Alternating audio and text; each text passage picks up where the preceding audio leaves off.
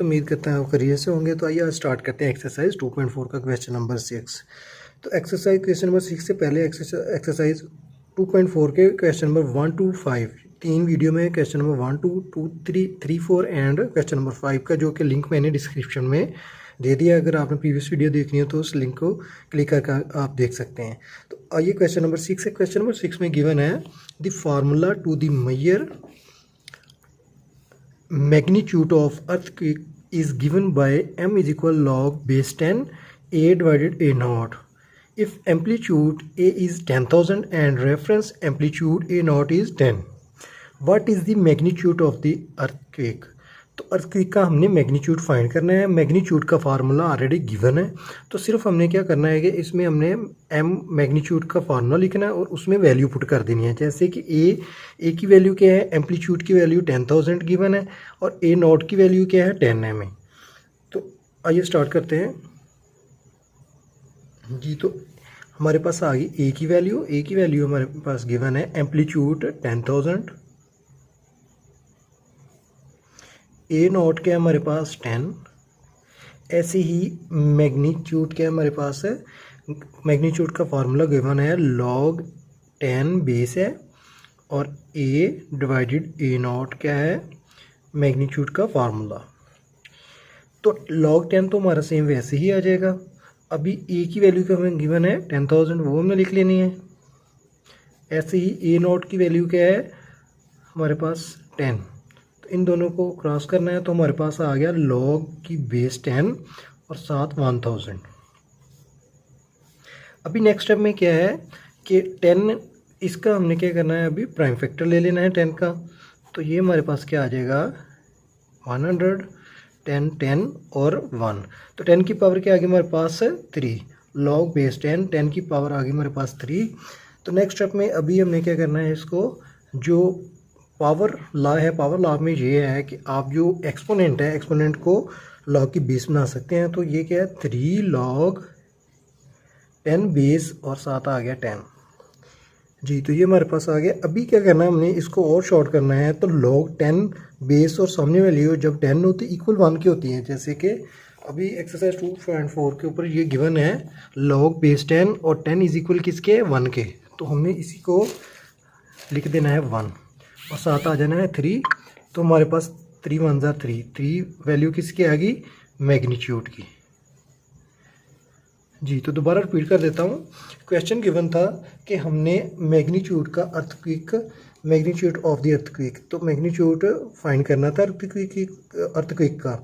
तो उसमें क्या है, ए की वैल्यू हमें गिवन थी एम्पलीट्यूड की वैल्यू हमारे पास क्या थी 10,000। ऐसे ही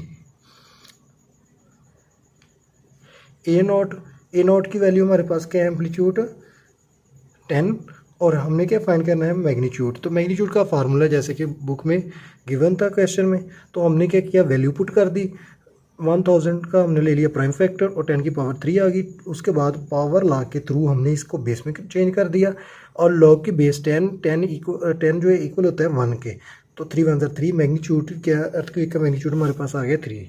तो ये स्टार्ट करते हैं नेक्स्ट क्वेश्चन नंबर 7 जी। तो क्वेश्चन नंबर 7 में गिवन है Abdullah invest 100,000 in a saving scheme and gains interest at the rate of 5% per annum, so that the total value of this investment after T year is rupees Y. उसके बाद क्या है, this is modulated by an equation y is equal 100,000 1.05 की power t और t greater than or equal to 0.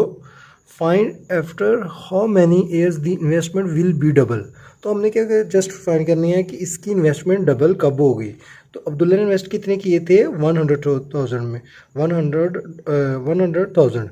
तो वो कह रहे हैं कि कितने साल बाद इसकी जो इन्वेस्टमेंट है वो होगी डबल। तो स्टार्ट करते हैं।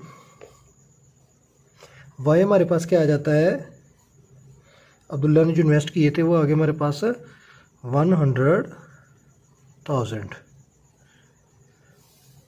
तो साथ आ गया 1.05 की पावर टी। जैसे कि बुक में गिवन है, देखिएगा y इज इक्वल क्या आ गया 100,000 1.05 की पावर टी। उसके बाद अभी क्या हमने करना है, टी ईयर क्या है हमारे पास 2, तो इसको 2 को हमने मल्टीप्लाई कर देना है 100,000 इज इक्वल 100,000 1.05 की पावर टी। तो इन दोनों का मल्टीप्लाई किया तो आ गया 200,000 और ये जो 100,000 इधर मल्टीप्लाई हो रहा है, इधर आगे क्या हो जाएगा डिवाइड। तो उसके बाद आ गया 1.05 की पावर टी। तो नेक्स्ट स्टेप में ये दोनों आपस में जो ज़ीरो है ये आपस में हो जाएंगे क्रॉस, रिमूव हो गए तो पीछे टी 2 आ गया 1.05 की पावर टी।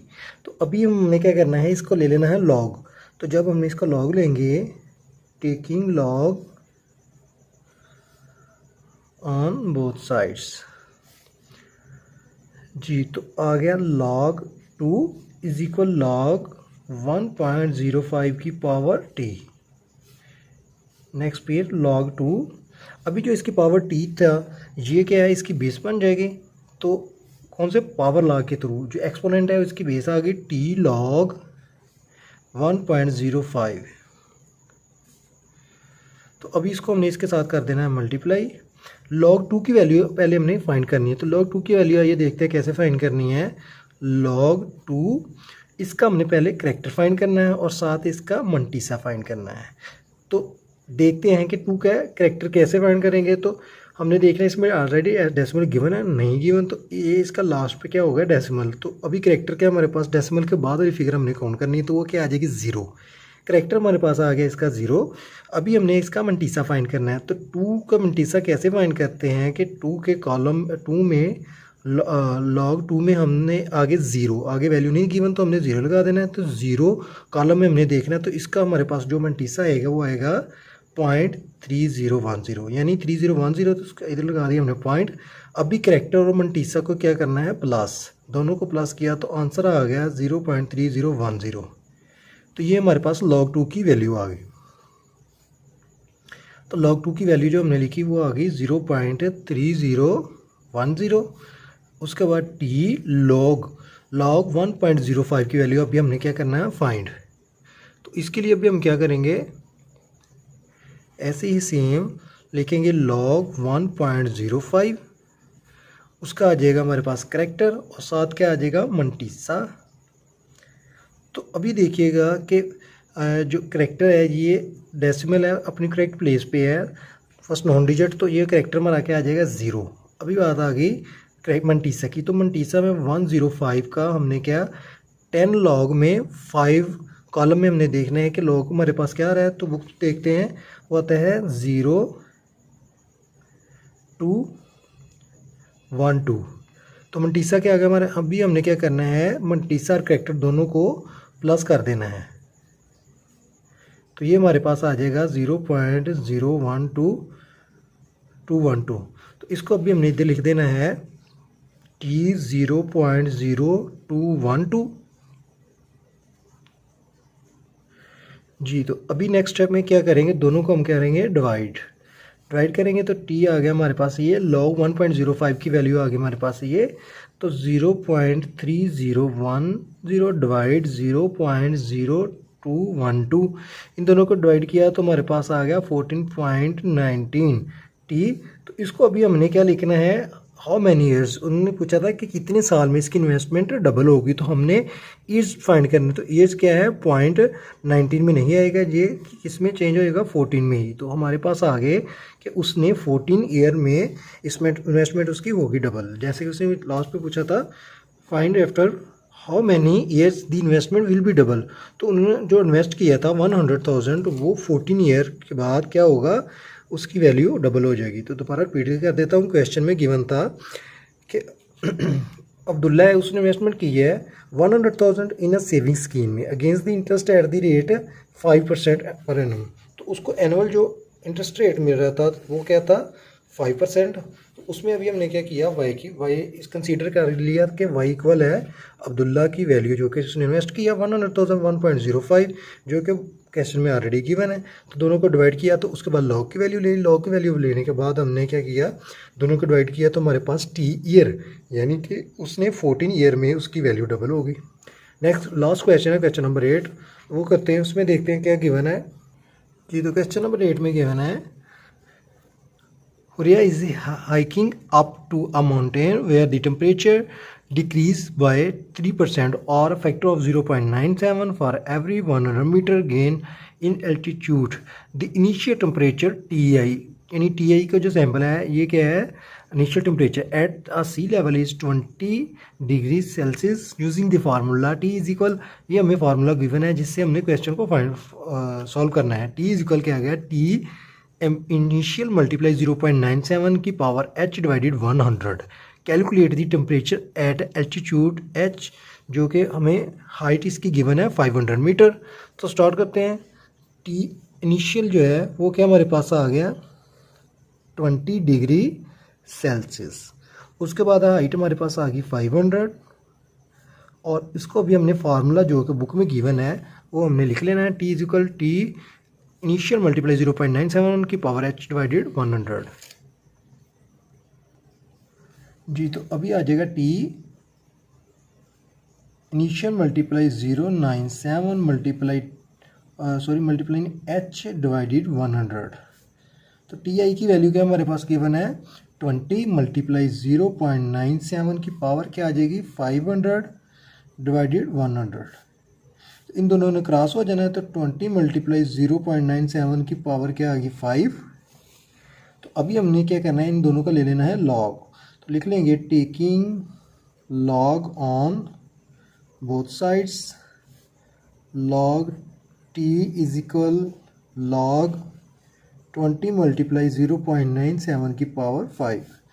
तो अभी लॉग T जो है हमारे पास है log 20, इसको हमने क्या है प्रोडक्ट ला के थ्रू मल्टीप्लाई को डिवाइड में चेंज कर देना है।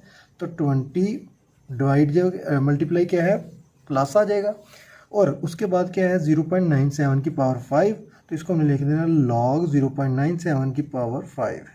अभी नेक्स्ट स्टेप में क्या होगा कि log 20 तो सेम आ जाएगा, प्लस जो इसका पावर है वो क्या है उसकी बेस बन जाएगी। तो जो पावर लाया है वो ये कहता है कि जो एक्सपोनेंट है वो इसकी बेस आ जाएगी log 5 log 0.97 जी। तो ये हमने फाइंड कर लिया। अभी हमने क्या है log 20 और log 0.97 का लॉगरिथम टेबल के थ्रू आंसर फाइंड करना है। तो देखिएगा जैसे कि बुक में गिवन है कि log 20 का अगर हम log लेते हैं तो उसका अभी इधर ही ले लेते हैं log 20, इसका अभी करेक्टर और पहले क्या लेना है मंटीसा। तो करेक्टर क्या है अभी इन दोनों का डेसिमल नहीं गिवन, तो इधर 0 और 1। तो करेक्टर क्या है 1, मंटीसा क्या है अभी हमारे पास 20 का अभी लॉगरिथम में हमने आगे 0 का क्या देखा है 0 के टेबल में, तो वो हमारे पास आ जाएगा 0.3010। अभी इन दोनों को प्लस कर देना है तो वो हमारे पास आ जाएगा 1.3010। तो अभी log 20 की वैल्यू हमारे पास आ गया 1.3010 प्लस 5 और log 0.97 है। जब log 0.97 हम फाइंड करेंगे तो हमारे पास आ जाएगा माइनस में। तो माइनस में हमारे पास क्यों कि ऑलरेडी डेसिमल में गिवन है और 0 आ रहा है, तो करेक्टर इसका क्या है 0 में आएगा, जैसे कि पहले क्वेश्चन नंबर 1, 2 में हमने सॉल्व कर चुके हैं। तो इसका हमने लिख लेना है -0.0132।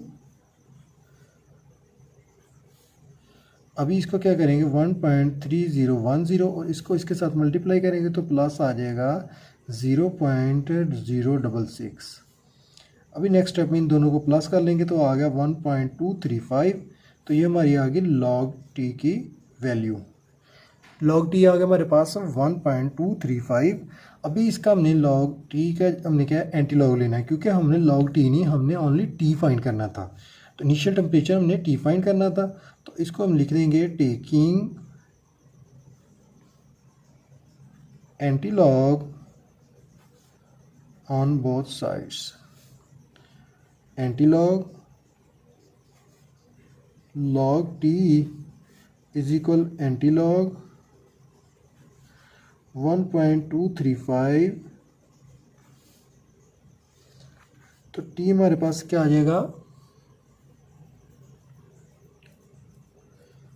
अभी एंटी लॉग हम लेने के लिए क्या करेंगे कि पहले इसका करेक्टर और मंटीसा फाइंड करेंगे।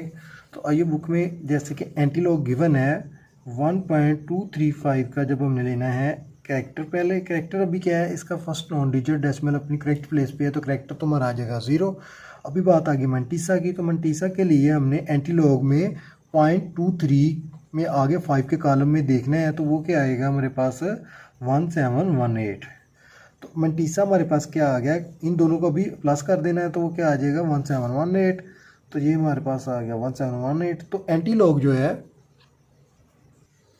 अब इसमें यह हमने एंटीलॉग जो इसका डेसिमल प्लेस करना है, तो डेसिमल जब हमारे पास आता है एंटीलॉग लेने के बाद 1718, इसमें हमने फर्स्ट क्या करेक्टर देखना होता है। तो करेक्टर अभी क्या है 1, जब करेक्टर 1 होगा तो हमने इधर से काउंटिंग करनी 0 और 1, तो इधर आएगा हमारा करेक्ट डेसिमल।